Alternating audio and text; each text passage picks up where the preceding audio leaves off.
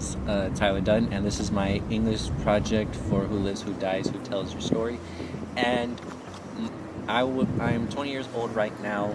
I was born on 9/10/98, and my story begins in my earlier childhood. I had my mom and my dad, and it seemed like a pretty normal life. I didn't really know what was going on as much, what was going between behind closed doors. It turns out my mom and dad weren't really the most happiest of couples, and my dad was a very not great person. And I never really knew about where my father and my mom came from. My mom came from a very drug home, as well as my dad. And my mom was clean for many years, as well as my dad, but apparently my dad was using again while I was a kid, and I never really knew. I used to think that he'd just be a very mad person all of the time, until I grew to be more afraid of him around the time when he actually stabbed my brother right in front of me outside my room, and I didn't know what to think of it. And my mom could never tell me that your dad was on drugs. Eventually after that, my dad had cheated on my mom, and my mom had to go through a lot of police work and a lot of other things. My dad was a very crazy person. Still is a very crazy person. He would chase my mom with guns. He would go to her, write her very horrible letters about wanting to kill her. And after that, me and my mom had lived in a very nice home.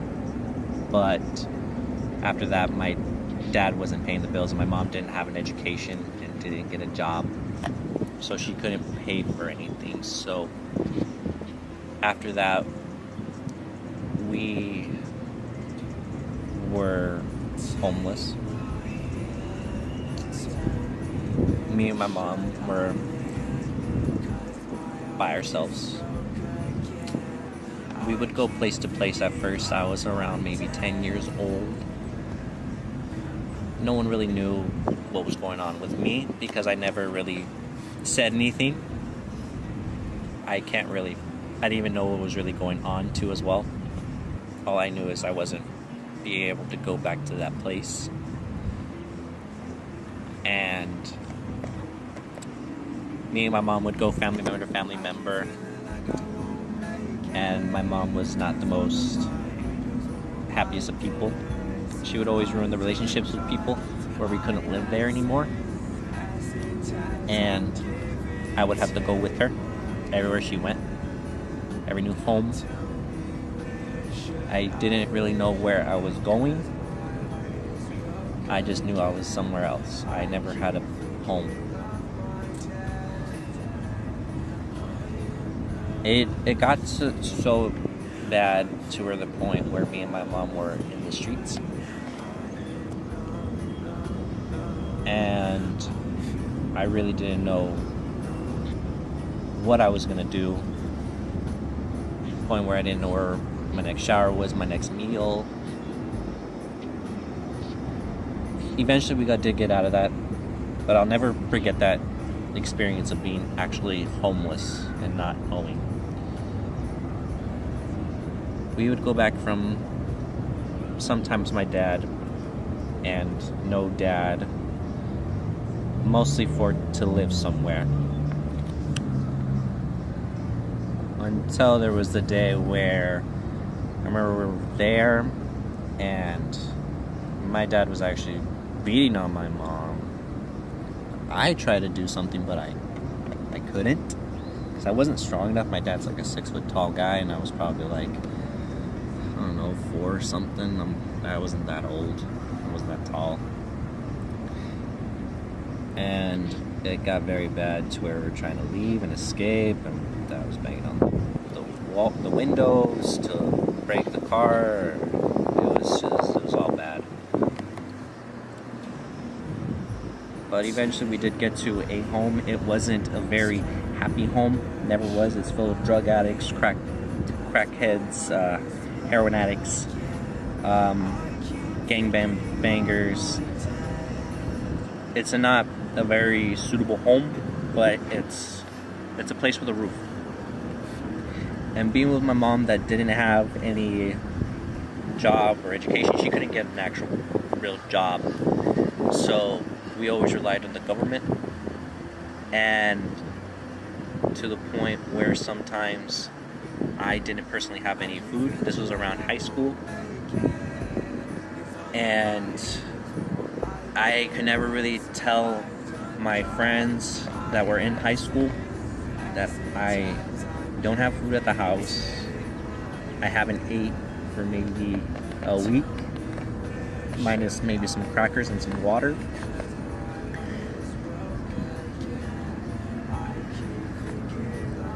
I could never tell them, no matter how much I wanted to, because some of the friends I had in high school were very not good people, especially around serious topics like that.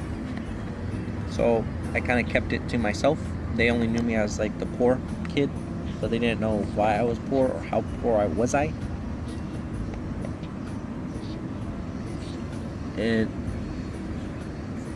And going through high school, I was miserable, to the point where I really blamed a lot of stuff on my mom.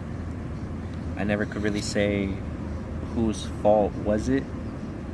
I always blamed my mom for everything because I was with her most of the time. I was young, and I was very angry why a lot of my friends or my family members were always so happy and nothing goes wrong with them, and I was over here homeless and not knowing what to do most of the time. I just never knew why I wasn't happy. And my mom came in my room one day, and she said that we were gonna go on an adventure, as she says it, but in reality it was we're gonna be homeless again because things aren't working out here anymore. And I couldn't handle that anymore. I was like 16 in high school. I was tired. I didn't want to do this anymore. So I had these two great buddies though in high school that were like my second family. I would always go to their house every single day. Their family knew me. They would take me out to family get-togethers, and I felt really accepted, and I felt like I had like a home. I remember even telling them about what was going to happen, and I was going to be homeless, and they said, well, you could live here, we'd be happy to take you in. And knowing my mom, she wasn't going to let me go. My mom never let me go from this whole entire time. She wasn't going to let me go now. And so I did it all behind her back. I tried living with my dad for the time being to get away from my mom. I was going from friend to friend for a little bit. And they had like little interviews for my sister and my dad, and basically just to be like, hey, you can leave. But every single time I was there, my mom didn't know where I was and what I was doing. And eventually she found out, where I told her, I'm not going to live with you anymore. I'm tired, I'm done. I can't do this anymore. I can't do this whole homeless thing anymore. And she didn't take that very lightly. She would call the police to get me home, and I just didn't. I needed that action to get away, to even the point where certain things weren't going right in high school. So I had graduated, and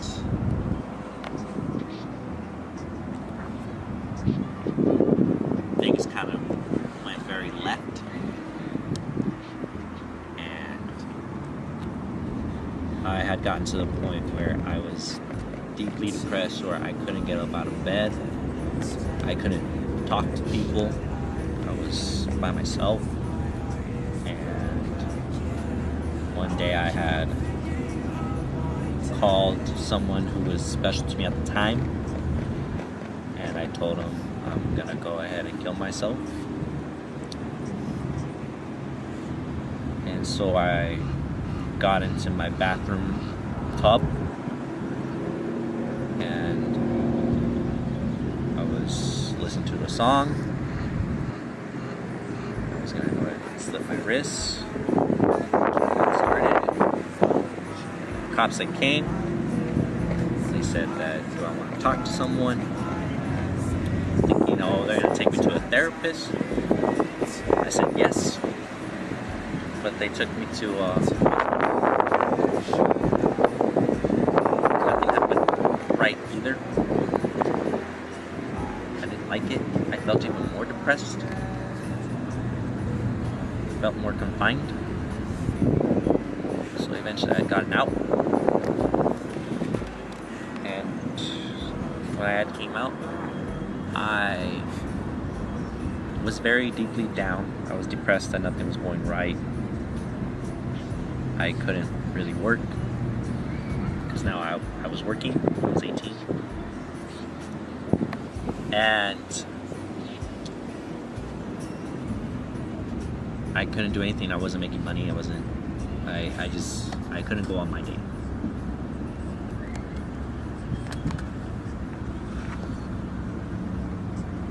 But eventually something did change, though. And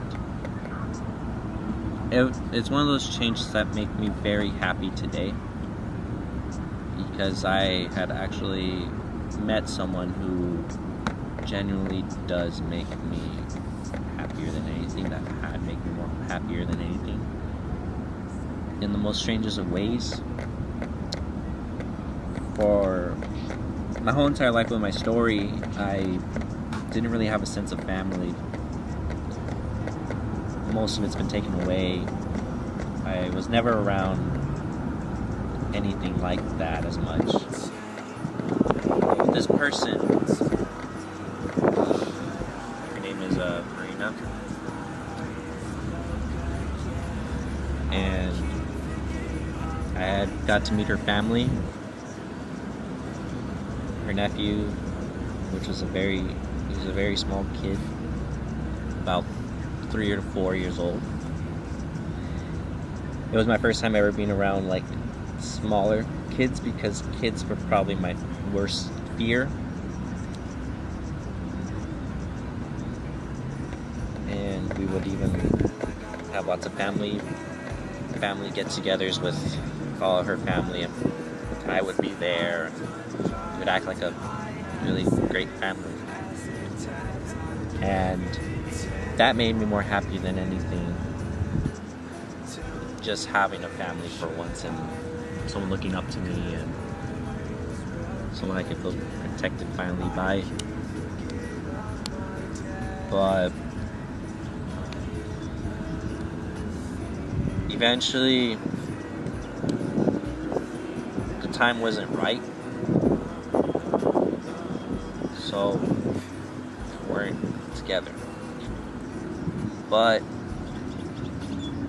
the great thing was that when I was at my worst and my down part, she had talked to me, and she was just saying that the timing wasn't right. Maybe later, but that I needed to change my attitude towards my mom. that she's all I got. That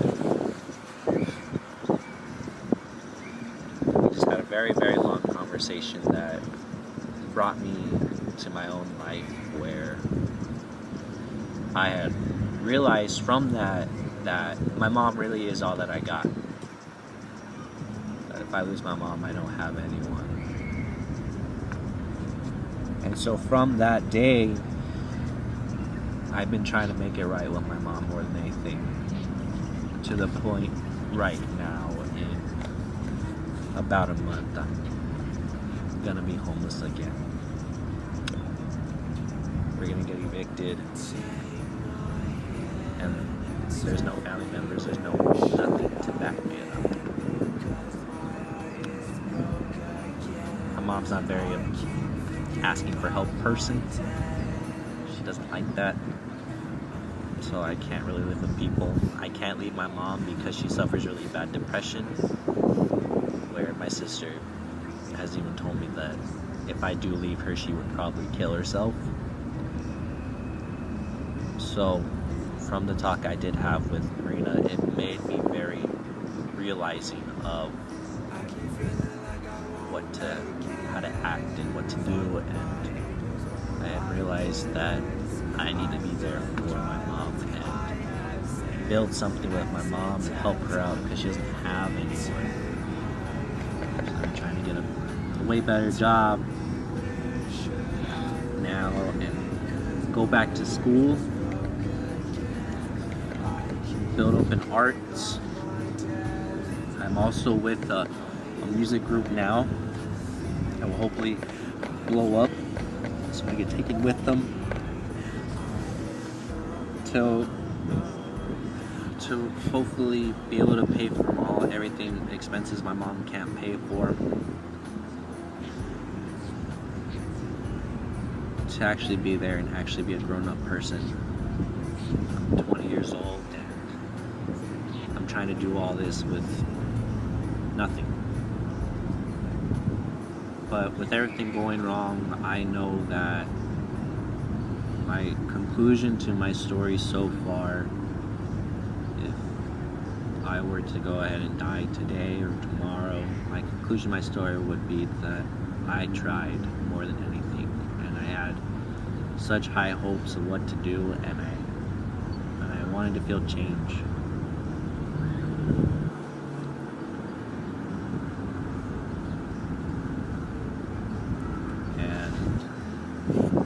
That's my conclusion to my project.